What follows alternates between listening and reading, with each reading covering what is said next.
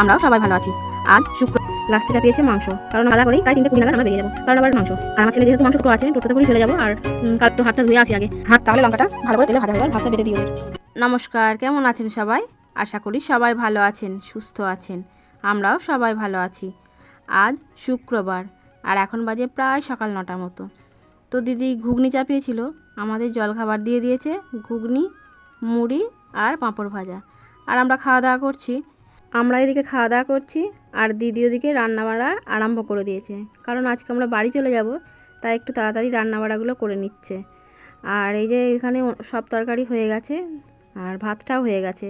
লাস্টে চাপিয়েছে মাংস, কারণ আমার ছেলে মাংস খাবে না, তাই মাংসটা শেষেই হচ্ছে। আর এটা হয়ে গেলেই হয়ে যাবে। আর আমরা এখানে বসে বসে এখন গল্প করছি, সব কথা বলছি। দিদি রান্না করছে আর আমরা সব গল্প করছি।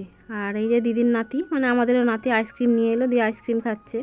আর আমি ভিডিও করছি, আমার দিকে তাকে একটু লজ্জা করে চলে গেল, মানে ভিডিও করছি বলে লজ্জা পেয়ে গেছে। আর দিদির রান্না বান্না হয়ে গেছে, তাই আমাদের বললো তোরা খেয়ে নে। ঠিক আছে, দিয়ে দাও, আমরা তো আবার বেরোবো। তো খাওয়া দাওয়া করেই বেরিয়ে যাব, কারণ এখন প্রায় বেজে গেছে তাও 2:30 মতো।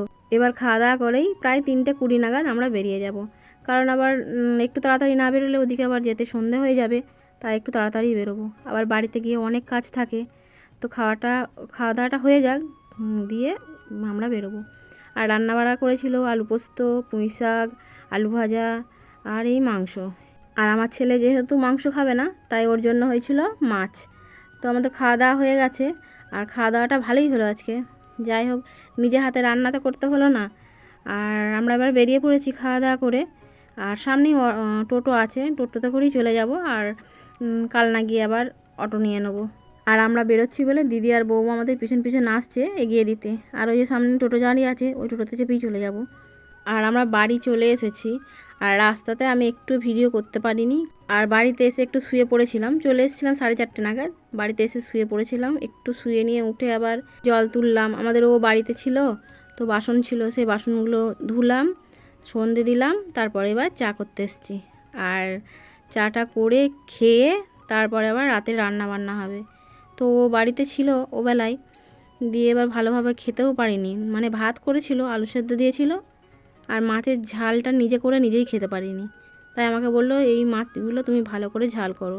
বললাম ঠিক আছে, দিয়ে ভাত বসিয়ে দিলাম। আর এই যে পুঁটি মাছগুলো আমি সর্ষে, একটু কাঁচা তেল, গুঁড়ো লঙ্কা, হলুদ, 2টো কাঁচা লঙ্কাও দেবো, এসব দিয়ে ভালো করে একটু মাখিয়ে রেখে দেবো। দিয়ে ভাতটা হয়ে যাওয়ার পরে, তাও প্রায় এটা 20 মিনিট মতো এরকম মাখানো থাকবে, তারপরে আমি মাছটা তেলে ছাড়বো। তো এই আমি সর্ষে দিয়ে, নুন দিয়ে, একটু হলুদ গুঁড়ো, একটু লঙ্কা গুঁড়ো দিয়ে ভালো করে মাখিয়ে রেখে দিচ্ছি। তো মাখানো হয়ে গেছে, যে আমি হাতটা আগে ধুয়ে আসি, কারণ লঙ্কা গুঁড়ো আছে আর আমার হাতটা জ্বালা করবে। তো হাতটা ধুয়ে আসি আগে। হাতটা ধুয়ে এলাম, ধুয়ে এসে ভাতটা নামালাম, দিয়ে কড়াইটা চাপিয়ে দিলাম। আর কড়াইয়ে সর্ষের তেল আরেকটু দিয়ে দিলাম, দিয়ে এতে একটু কালো জিরে ফোড়ন দেবো। কালো জিরে ফোড়ন দিয়ে তারপরে মাছ কটা এতে ছেড়ে দেবো, আর ভাজবো না। আর আমি 4টে কাঁচা লঙ্কাও চিড়ে নিয়েছি, আর মাছের সঙ্গে তেলের মধ্যে দিয়ে দেবো, তাহলে লঙ্কাটা ভালো করে তেলে ভাজা হয়ে যাবে। আর আমি একসঙ্গে সব দিয়ে দিয়েছি তেলের মধ্যে দিয়ে বেশি আর ভাজা ভাজা করব না, অল্প করে জল দিয়ে দেবো। আর ওই যে মাছগুলো আমি যে থালার মধ্যে মেখেছিলাম, ওই থালার মধ্যে যে মশলাটা আছে ওটাই ধুয়ে দিয়ে দেবো, তাহলে অনেকটা জল হয়ে যাবে, তাহলে মশলা সমেত জলটা হয়ে যাবে। আর ওবেলায় যে ও মাছের ঝাল করেছিল, সেই মাছটা রয়ে গেছে, মানে ঝালটা ভালো হয়নি, তাই ও খেতে পারেনি। তো মাছগুলো রয়ে গেছে, ওই মাছগুলো তুলে নেবো ঝোল থেকে, দিয়ে এই ঝোলের মধ্যে ফেলে দেবো, এই ঝালের মধ্যে আর কি, দিয়ে একটু ফুটিয়ে নেবো, তাহলেই হয়ে যাবে। আর এই যে ওই মাছগুলো একটু ফুটাচ্ছি, তারপরে এবার আমি ওই ওবেলাকার মাছগুলো দিয়ে দেবো। আর এখন দিয়ে দিয়েছি ওবেলাকার মাছগুলো, দিয়ে একটু ফুটিয়ে নিচ্ছি, নিয়ে নামিয়ে দেবো, তাহলে ঠিকঠাক টেস্ট চলে আসবে। তো আমার মাছের ঝালটা হয়ে গেছে। আর দেখি ওরা কখন খাওয়া দাওয়া করে, বললো তো এখনই করব। আর ওবেলায় ও ভালোভাবে ভাতটা খেতে পারেনি, বললো তাহলে তাড়াতাড়ি দিয়ে দাও।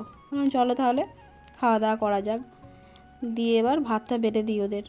আর এই যে আমাদের সব খাওয়া দাওয়া আরম্ভ হয়ে গেছে, আমরা তো তখন খাই। আর আপনারা সবাই ভালো থাকবেন, সুস্থ থাকবেন।